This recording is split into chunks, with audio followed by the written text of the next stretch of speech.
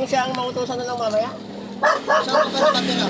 Eh, dito lang, sa kay Baisa. Taga rito lang kami. Road 6 lang. Padala mo lang sa kanya. Oo, yung resibo, ano, para matandaan. Ito, ito. Ay, nakuha na yung waistline niya, yung mga ano. Akin lang na ano. Eh, ano ba yung... Mama, balikan natin mamaya. Dito lang pala. Oo.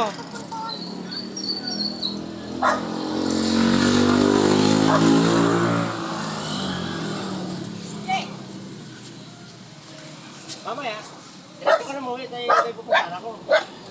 Ha?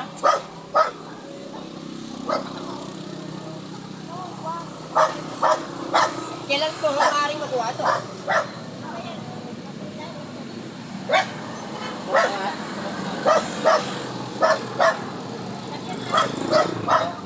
Tingin ko naman, saglit lang to.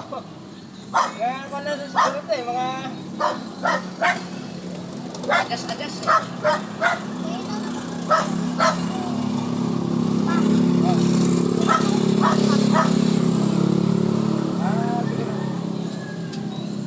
Kailan ko ito maaaring makuha? Ha? Kailan ko ito maaaring makuha? Pabalikin mo mamaya-maya ng kunti.